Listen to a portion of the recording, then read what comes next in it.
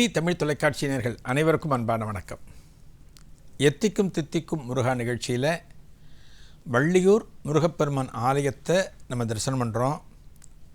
இந்த கோவிலில் முருகப்பெருமான் சிறப்பான திருச்சந்நிதி கொண்டிருக்கிறார். 4 திருக்கரங்களோடு கருவறையில் முருகப்பெருமானை தரிசனம் பண்ணினோம். இந்த முருகப்பெருமானை பிரதிஷ்டை பண்ணினது தேவேந்திரன் என்று தலபுராணம் சொல்கிறது. வள்ளியூருங்கிறதுனால இந்த ஆலயத்தில் வள்ளிக்கு ஒரு தனி சந்நிதி காணப்படுகிறது. இந்த திருத்தலத்திற்கு அகத்தியர் வந்திருக்கார். தென்னகத்துக்கு வந்த அகத்தியர் இந்த திருத்தலத்துக்கு இந்த முருகப்பெருமானை தரிசனம் பண்ணி அவரிடமிருந்து உபதேசம் வாங்கினார்னு பார்த்தோம். அதனால் முருகனுக்கு ஞானஸ்கந்தன்னு ஒரு பேர். இந்த திருத்தலத்தில் அகத்திய பெருமான் முருகனை தரிசனம் பண்ணி உபதேசம் பெற்ற பின்னால் இந்த குன்றை வலம் வருகிறார். எந்த ஒரு காலத்திலும் ஒரு மலையில் அமர்ந்திருக்கிற கோவில் அப்படின்னா அந்த மலையை நம்ம கிரிவலம் அப்படின்னு சொல்லுவோம். ஒரு வலம் வந்து வணங்குதல் விசேஷம். இப்போ பார்த்திங்க அப்படின்னா பல மலைகள் பார்த்திங்கன்னா திருவண்ணாமலை கிரிவலம் வரும். நிறைய மலைகள் இருக்குது. திருச்சியில் பார்த்திங்கன்னா உச்சி பிள்ளையார் கோவில் இருக்குது பார்த்திங்களா, அந்த மலையையும் பௌர்ணமி இன்னைக்கு கிரிவலம் வராங்க. எங்கெல்லாம் முருகப்பெருமானோ மற்ற தெய்வங்களோ மலைக்கு மேல் குடிகொண்டிருக்கிறார்களோ அந்த மலையை கிரிவலம் வந்து வணங்குதல் சிறப்பு, மறக்கக்கூடாது. நமக்கு நேரம் இல்லையே, நம்ம சீக்கிரம் கிளம்பணுமே அப்படிலாம் நம்ம நினைக்கக்கூடாது, கிரிவலம் வரணும். அகத்தியர் பாருங்கள், உபதேசம் வாங்கினார், முருகப்பெருமான தரிசனம் பண்ணினார், அந்த குன்றை வலம் வருகிறார். இது வள்ளியூர், வள்ளிக்கு பிரதானம் பெற்ற ஊர். அகத்தியர் கிரிவலம் வருகிற போது ஒரு இடத்துல தெய்வானை நிற்கிறாளாம். ஒரு இடத்துல தெய்வானை நின்று கொண்டு இருக்கிறார். தெய்வானையை பார்க்கிறார் அகத்தியர். தெய்வானையின் முகம் சோகமாக காணப்படுகிறது. அகத்தியர் பார்த்து அதிர்ச்சியாகி தெய்வானைகிட்ட கேட்குறார், என்னம்மா சோகத்துடன் காணப்படுகிறாய், என்ன விஷயம் அப்படிங்கிறார். இப்போ தெய்வயான சொல்கிறாங்களாம் அகத்தியர்கிட்ட, என்ன வள்ளி உள்ளே விடமாட்டேங்கிற, முருகனை பார்க்க விட மாட்டேங்கிற, என்னவரை பார்க்க விட மாட்டேங்கிற அப்படின்னு தெய்வானை புகார் பண்ணுறாராம். யார்கிட்ட? அகத்தியர்கிட்ட. பாருங்கள், அந்த காலத்திலேயே வள்ளியோட ஊர் வள்ளியூர்னு பேர். வள்ளிக்கு தனிச்சன்னதி, வள்ளி பிரசித்தி பெற்ற இடம் அது. நம்ம இந்த இடத்த பற்றியெல்லாம் பார்த்துருக்கோம். தெய்வானையை உள்ளே விடமாட்டேங்கிறா அப்படின்னு சொல்கிறார். அப்படியாம்மா அப்படின்னு கேட்டு கிரிவலத்தை முடிச்சுட்டு தெய்வானையை கூட்டிண்டு கோவிலுக்கு வராராம். யார்? முருகனுடைய இடத்திற்கு வருகிறார். யார்? அகத்தியர். வந்த பிறகு சொல்கிறாராம், முருகன்கிட்ட சொல்கிறாராம், இது போல் விஷயத்தை சொல்லிவிட்டு இவளையும் ஏற்றுக்கொள்ள வேண்டும். வள்ளிக்கிட்டையும் சொல்கிறார், முருகன்கிட்டையும் சொல்கிறார். முருகன் ஏற்றுக்கொள்கிறார். முருகனுக்கு என்ன, வள்ளி தானே பிரச்சனை பண்ணினது. எல்லாத்தையும் ஏற்றுக்கொண்ட பிறகு முருகன் சொல்கிறாராம், 2 பேர்கிட்டையும் சொல்கிறாராம், வள்ளிகிட்டையும் தெய்வ யானைகிட்டையும் சொல்கிறாராம், நீங்கள் 2 பேரும் சகோதரிகள், திருமாலிடம் இருந்து உதித்தவர்கள், உங்கள் 2 பேரையும் நான் கல்யாணம் பண்ணிட்டுருக்கேன் அப்படிங்கிறதெல்லாம் சொல்லி அந்த இருவருக்கும் எந்த விதமான மன வேறுபாடு வந்துவிடக்கூடாதுங்கிறதுக்காக முருகப்பெருமான் சொல்வதாக ஒரு தகவல் ஆலய தலபுராணத்திலே காணப்படுகிறது. இன்றைக்கி பார்க்குறோம் இல்லையா, ஒரு குடும்பம் அப்படின்னா எவ்வளவு பிரச்சனைகள், எவ்வளவு சிக்கல்கள், எவ்வளவோ நம்ம பார்க்குறோம். பாருங்கள், முருகப்பெருமானுக்கே அந்த காலத்தில் வள்ளி என்னை விடமாட்டேங்கிறான்னு சொல்லிட்டு தெய்வான அகத்தியர்கிட்ட புகார் சொல்லி அந்த விஷயத்தை தெளிவுபடுத்தி, உங்கள் 2 பேரையும் நான் தான் கல்யாணம் பண்ணிட்டுருக்கேன், நீங்கள் 2 பேரும் சகோதரிகள், இன்ன காரணத்திற்காக நீங்கள் எங்கிட்ட சேரணும்னு இருக்குன்னு எல்லாவற்றையும் முருகப்பெருமான் சொல்கிறாராம். அதன் பிறகு இந்த 3 பேரும் தரிசனம் தராங்களாம். யார்? முருகப்பெருமான் வள்ளி தெய்வானையோட அகத்தியருக்கு ஒரு தரிசனம் தருகிறார். அகத்தியருக்கு தரிசனம் தந்த பிறகு அகத்தியர் மனம் பூரித்து இங்கிருந்து அடுத்த இடத்திற்கு புறப்படுகிறார். கன்னியாகுமரியில் இருக்கிற பல கோவில்களும் பார்த்திங்கன்னா அகத்தியர் தொடர்பு காணப்படுகிறது.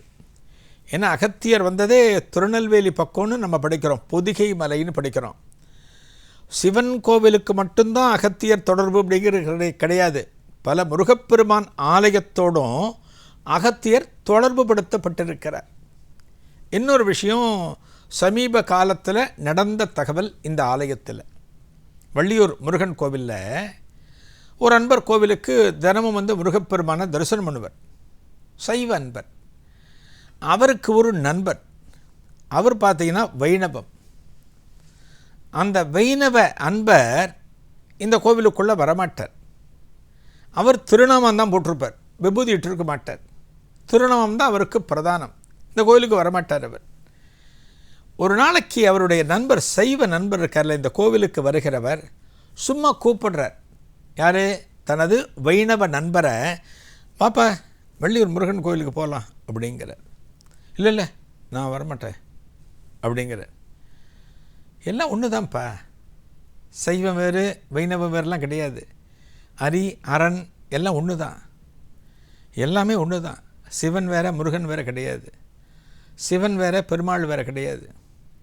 எவ்வளோ படிச்சிருக்கியே அப்படின்னு அவர்கிட்ட சொல்கிறேன். இல்லை இல்லை, நான் வரல, நான் வரக்கூடாது அப்படிங்கிறாராம். இல்லை வாப்பா, சும்மா வா, நீ ஒன்றும் பண்ண வேண்டாம், சும்மா என் கூட வா அப்படின்னு அவரை கூட்டிகிட்டு வராராம். அவரை கூட்டிகிட்டு கோயிலுக்குள்ளே வந்துட்டார். இந்த வைணவ அன்பருக்கு இந்த முருகன் கோவிலுக்குள்ளே வந்தவுடனே அவருக்கு என்ன பண்ணுறதுன்னு தெரியல. பட் இந்த கோவிலில் எப்படி அவர் கும்பிட முடியும், எப்படி வழிபட முடியும்?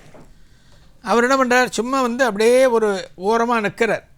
முருகன் சன்னதிக்கு எத்தாப்பில் நிற்கிறார், ரொம்ப சாதாரணமாக நிற்கிறார். அவருக்குள்ளே எந்த விதமான ஒரு இறை உணர்வும் வரல.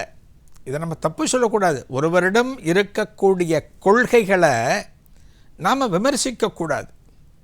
ஒருத்தருக்கு ஒன்று பிடிக்கும், இன்னொருத்தருக்கு இன்னொன்று பிடிக்கும். உனக்கே இந்த விஷயம் பிடிக்கலை நம்ம கேட்கக்கூடாது. அவருக்கு அதான் பிடிச்சிருக்குன்னா அதுதான் அவருக்கு பிரதானம். அதுபோல் ஒரு வைணவ அன்பரை ஒரு சிவன் சம்பந்தப்பட்ட ஒரு கோவிலுக்கு கூட்டிகிட்டு வந்து அவற்றெலாம் நம்ம பேசக்கூடாது. அவர் சாதாரணமாக நிற்கிறார், அந்த அன்பர் நிற்கிறார். அப்போ பார்த்தீங்கன்னா கருவறையில் இருந்து அர்ச்சகர் வெளியில் வர்றார். அந்த அர்ச்சகரை பார்த்தீங்கன்னா நெற்றியில் நாமம் போட்டிருக்கார், கையில் சடாரி வச்சுருக்கார், தீர்த்தம் வச்சுருக்கார். நேராக இந்த வைணவ அன்பர்கிட்ட வராராம். நல்லா கவனிங்க, நம்ம சொல்கிறோமே பரம்பொருள் அப்படிங்கிறது ஒன்றே ஒன்று தான், தெய்வ நிலை அப்படிங்கிறது ஒன்றே ஒன்று தான். நீங்கள் பண்டரிபுரத்தில் கூட நரஹரி அப்படிங்கிற ஒரு பக்தனுக்காக பண்டரிபுர விட்டலனே இதை நிரூபிச்சிருக்கார். நரஹரின்னு ஒரு பக்தர் பண்டரிபுரத்தில் இருந்தார், பெரிய சிவபக்தர். அவர் பண்டரிபுரம் கோவிலுக்குள்ளே போக மாட்டார். அந்த கோவில் வாசல் பக்கம் கூட போக மாட்டார், இப்படி சுற்றி போவாராம். அந்த கோவில் வாசலே நம்ம தொட்டுவிடக்கூடாது, தப்பித்தவை அந்த கோவில் விட்டலன் மேலே நம்ம பார்வை, விட்டலன் நம்ம பார்வையும் விழக்கூடாது, விட்டலன் பார்வையும் நம்ம மேலே விழக்கூடாதுன்னு தாண்டி தாண்டி போவாராம். அப்போத்தான் அந்த விட்டலனுக்கு ஒரு ஒட்டியானம் தயார் பண்ணணுங்கிறதுக்காக நரஹரிங்கிறவர் ஒரு ஆசாரி, பொற்கொள்ளர். அவருக்கு ஒரு ஆபரணம் தயார் பண்ணணும், இடுப்பில் ஒரு ஒட்டியானம் தயார் பண்ணணும் அப்படிங்கிறதுக்காக, அளவெடுக்கிறதுக்காக இவர்கிட்ட சொல்லுவார். இவர் போய் எப்படி கோவிலுக்குள்ளே போவார், அளவெடுக்கிறதுக்கு எப்படி போக முடியும்? பெருமாள் கோவிலுக்குள்ளே போக மாட்டார் இல்லையா? நரஹரி நான் போக மாட்டேன், எனக்கு இந்த ஆர்டரே வேண்டாம் அப்படிங்கிறார். இல்லை இல்லை, நீங்கள் நல்லா செஞ்சு தருவீங்க, அதனால நான் உங்கள்கிட்ட வந்திருக்கேன், நீங்கள் போகலைன்னா என்ன, நான் போய் அளவு வாங்கிட்டு வரேன் அப்படின்னு இந்த ஆர்டர் கொடுத்தவரே போய் அளவு வாங்க போகிறார். அந்த அளவு வருது, அதை வச்சு பண்ணுறாராம். யார்? நரஹரி பண்ணுவார். அது முதல்ல கொஞ்சம் லூஸாக இருக்கும் இந்த ஒட்டியானம், திரும்ப கொஞ்சம் டைட் பண்ண சொல்லுவாங்க, டைட் பண்ணுவாங்க, ரொம்ப டைட் ஆகும். அப்புறம் நரஹரியே கோவிலுக்கு போவார். வேறு வழி இல்லாமல் போய் கண்ணெல்லாம் மூடிண்டு துணியெல்லாம் கட்டிண்டு அளவெடுக்கிற போது அந்த விட்டலனை தொடுகிற போது மான், மழு, புலித்தோல் எல்லாம் காணப்படுமா. துண்டை திறந்து பார்ப்பார், என்னடா சிவன் மாதிரி இருக்கேன்னு பார்க்குறபோது விட்டலன் சிரித்து கொண்டிருப்பானாம். சைவம் வேறு வைணவர்லாம் கிடையாது, எல்லாம் ஒன்று தான். பகவான்லாம் ஒரே நிலையில் தான் இருந்திருக்காங்க. இங்கே பாருங்கள், இந்த வைணவ அன்பர் வந்திருக்கார் கோவிலுக்குள்ளே, முருகன் கோவிலுக்குள்ளே வந்திருக்கார். உள்ளே இருக்கிற அர்ச்சகர் நாமம் தரித்து சடாரியோடு தீர்த்தத்தோடு திருநாமம், இந்த திருநாமம் போடுவாங்க இல்லையா, அந்த வெள்ளையாக இருக்கும் பார்த்தீங்களா, அந்த பிரசாதத்தையும் கொண்டு வர்றார். வைணவ அன்பர்கிட்ட வந்து கொடுக்குறார். வைணவ அன்பர் சந்தோஷப்பட்டு வாங்கிக்கிறார், சடாரி வாங்கிக்கிறார், தீர்த்தம் வாங்கிக்கிறார், அந்த திருநாம பிரசாதத்தையும் வாங்கிக்கிறார். அர்ச்சகர் உள்ளே போயிட்டார். அப்போத்தான் இவரை கூட்டிட்டு வந்த நண்பர் இருக்கார்லே, இந்த முருகப்பெருமானுடைய பக்தர், அவர் திரும்பி பார்க்குறார். இவர் கையில் திருநாமம் பிரசாதம் இருக்குது. பார்த்த உடனே ஆச்சரியமாக, இன்னும் திருநாம பிரசாதம் வச்சுருக்க, இது ஏது இங்கே அப்படின்னு கேட்கிறப்ப அப்போ அவர் சொல்கிறாராம், உள்ளேருந்து அர்ச்சகர் வந்தார், அவர் நெற்றியில் திருநாமம் போட்டிருந்தார், எனக்கு சடாரி வச்சார், எனக்கு தீர்த்தத்தை கொடுத்தார், இந்த திருநாம பிரசாதத்தை கொடுத்தார் அப்படின்னு சொல்கிற போது தான், எப்படியடா சைவ ஆலயத்தில் முருகப்பெருமான் சந்நிதியில் அங்கே இருக்கிற அர்ச்சகரை பாரு, நெற்றியில் திருநூறு தானே இட்டிருக்கார், அவர் எப்படி திருநாமம் போட்டிருப்பார் அப்படின்னு சொல்கிற போது தான் வைணவ அன்பருக்கு புரிகிறதாம், இந்த முருகப்பெருமானே நான் வேறு பெருமாள் வேறு அல்ல என்பதை உணர்த்துவதற்காக இந்த திருவிளையாடலை நிகழ்த்தியிருக்கிறார் அப்படிங்கிறது அவருக்கு தெரிஞ்சுதான். இது இந்த ஆலயத்திலே நடந்த ஒரு நிகழ்வு. எத்தனையோ மகான்கள் இந்த ஆலயத்தோடு தொடர்பு படுத்தப்பட்டிருக்கிறார்கள். சிங்கம்பட்டி ஜமீன் அப்படிங்கிறவருக்கு வாரிசு இல்லை. அந்த சமயத்தில் இந்த மிளகாய் சித்தற்ற வந்து தான் வாரிசு இல்லைன்னு சொல்லுகிற போது முருகனுடைய விபூதி பிரசாதத்தை கொடுத்து அவருக்கு கொஞ்ச நாளில் வாரிசு கிடைக்கிறது. ஒரு மடத்தை கட்டி கொடுக்குறார். பாருங்கள், திருவிதாங்கூர் சமஸ்தானத்தில் இருக்கிறவர் இந்த ஆலயத்திற்கு எவ்வளவோ செஞ்சுருக்கார். இந்த மிளகாய் பழ சாமியார் மூலமாக பக்தியை உணர்த்தி முருகனுக்கு எவ்வளவோ விஷயங்களை பண்ணியிருக்கார். அதே போல் சிங்கப்பட்டி ஜமீன் செஞ்சுருக்கார். இன்னும் பல அன்பர்கள் இந்த ஆலயத்திற்கு நிறைய பண்ணியிருக்காங்க.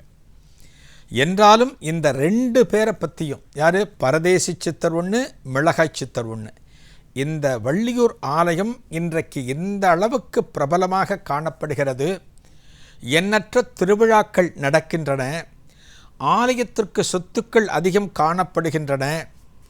எங்கெங்கிருந்தோ பக்தர்கள் திருவிழாக்களில் குவிகிறார்கள். அப்படின்னா இந்த 2 சித்தர்கள் தான் பிரதானம்.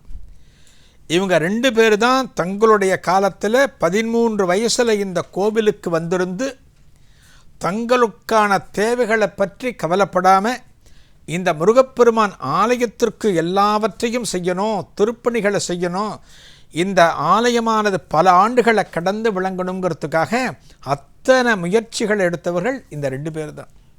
அதனால தான் தெய்வத்தை வணங்குவதை விட மகான்களை வணங்குறது சிறப்பு. நீங்கள் வள்ளியூருக்கு போகிறீங்கன்னா முருகனை மட்டும் வணங்கக்கூடாது. இந்த 2 பேருக்கான சமாதிகள், ஜீவ சமாதிகள் இந்த ஆலயத்தின் வெளிப்பிரகார சுற்றில் காணப்படுகிறது. இதே ஆலயத்தில் வெளிப்பிரகார சுற்றில் இருக்குது. இவங்க 2 பேரோட சமாதியையும் தரிசிக்கணும். இவர்களால் தான் முருகப்பெருமான் இந்த அளவுக்கு அறியப்படுகிறார். அதனால தான் தெய்வத்திற்கு கொடுக்கின்ற முக்கியத்துவத்தை நம்ம மகான்களுக்கும் கொடுக்கணும் அப்படின்னு அதுக்காகத்தான் நம்ம சொல்கிறோம். இந்த வள்ளியூர் ஆலயம் அந்த அளவுக்கு பிரசித்தி பெற்ற ஆலயம். தெய்வங்களையும் மகான்களையும் வணங்கி இந்த முருகப்பெருமானின் அருளை பெறுவோம். நாளைய எத்திக்கும் தித்திக்கும் முருகா நிகழ்ச்சியில் ஒரு புதிய அனுபவத்தை காணலாம். நன்றி, வணக்கம்.